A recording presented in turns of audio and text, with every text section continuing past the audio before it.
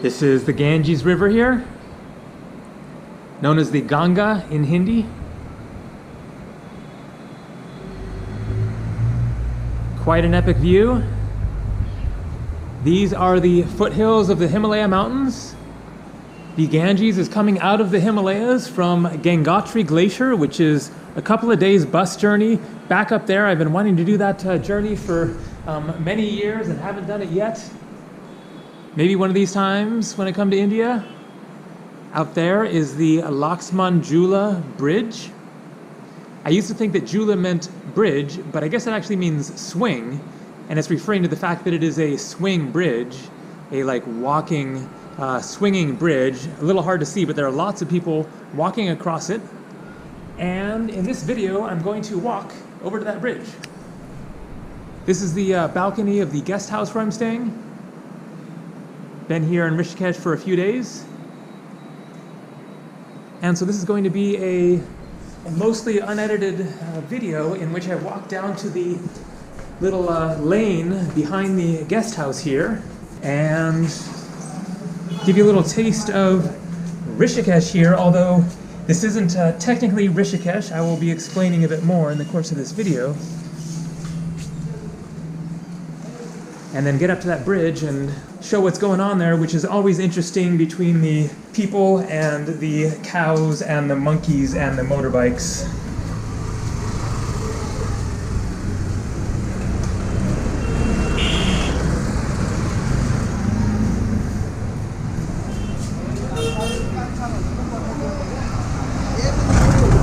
Not looking too crazy at the moment.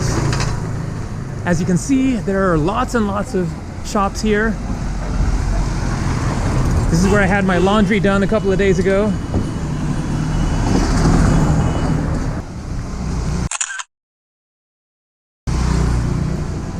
Lots of great restaurants to choose from here, including the Little Buddha Cafe. That's a great one.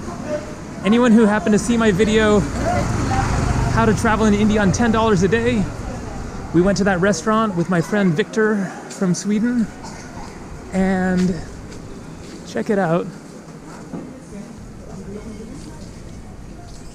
Hello. Just showing, that is where you can get those Hindu God t-shirts that appear in so many of my videos. And I think that might actually be the shop where I first got one of them like 4 or 5 years ago. And then I've since got them in Nepal, and I got one in Bogota, Colombia. Gotten some in Thailand. Now here is like a nice cheap, it's called a dhaba. That is the Indian term for like a little, not exactly a restaurant, just kind of a little place beside the street where you can eat, where they serve the basic Indian dishes. And maybe just a thali, which is a like all you can eat meal.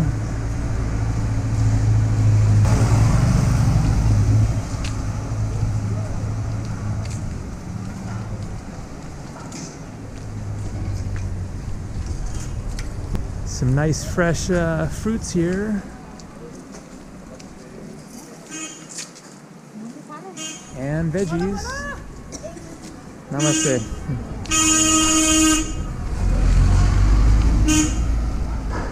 Also, in that $10 a day in India video, the hotel that I stayed at was right up there. I think back up this lane here.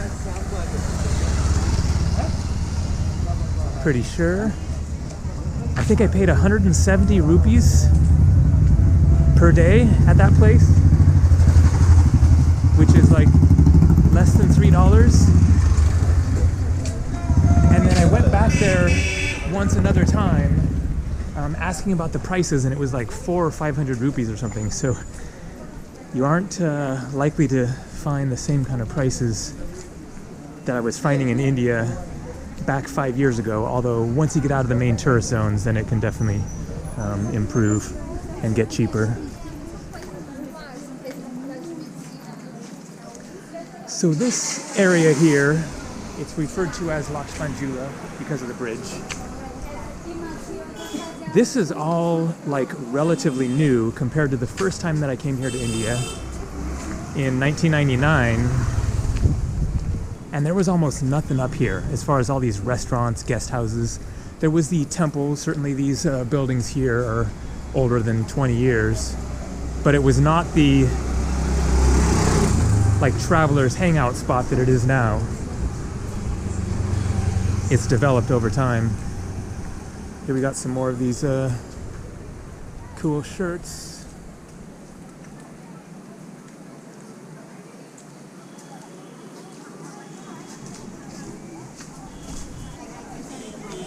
And so there's a whole different area. Down the river, there's another bridge called the Laxman Jhula Bridge. And that is where all of the action was the first time that I came up to Rishikesh here. That was the center of things, and there's still plenty going on there as well. It's kind of like more of the Indian area down there, and this is kind of more the foreign travelers area, but it's still fairly intermixed.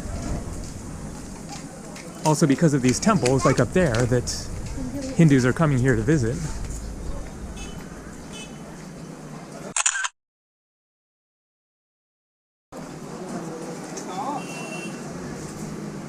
Getting close to the bridge.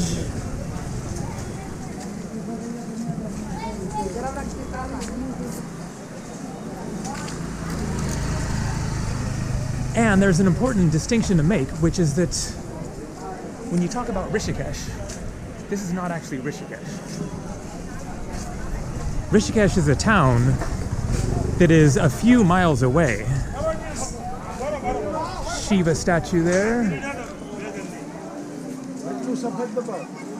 So Rishikesh itself is actually downstream. So here we get to all the craziness with all the cows and people trying to get over the bridge, and then the motorbikes come through and are honking at people like crazy, and the cows are trying to get some grub from you.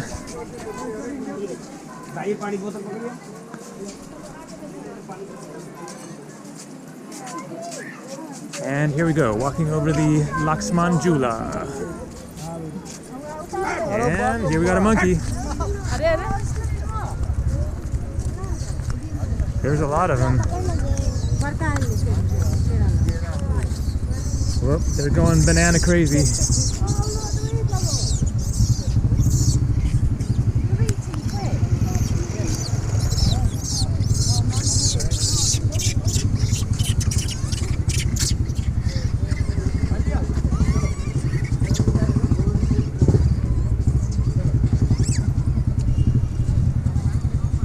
River rafting on the Ganges.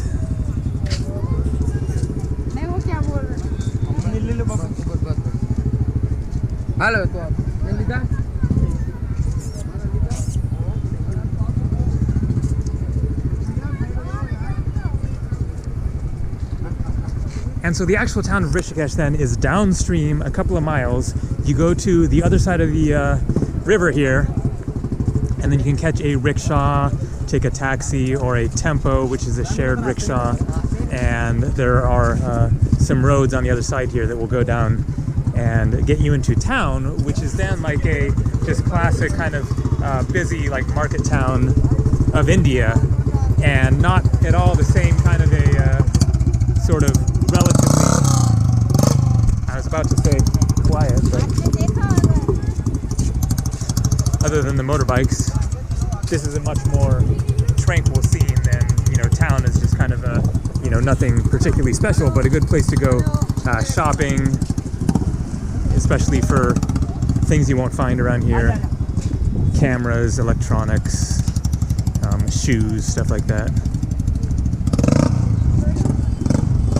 And then also to catch the bus to other areas. And so back up that way is the full-on Himalayas. I've been up there 3 times before to different destinations.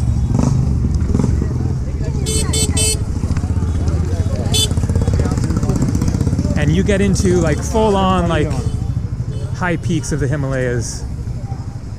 Some of the highest mountains of the Himalayas are up there, but it will take you several days on a bus, or at least a day and a half or 2. end of the bridge. I'll just walk up here. German bakery where I had breakfast this morning. It's great how there are just so many restaurants around here. And so you can just pick and choose. And they're all good and have a nice selection of both Indian and international foods. Anahatma, heart chakra. Manipura, navel chakra. Yoga is a way of life.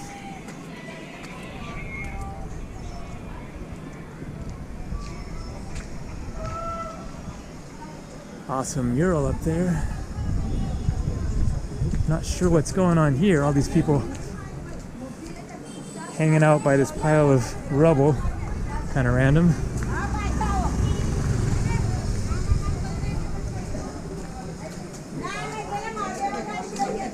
And that is what helps this place smell a lot better. All right, see ya.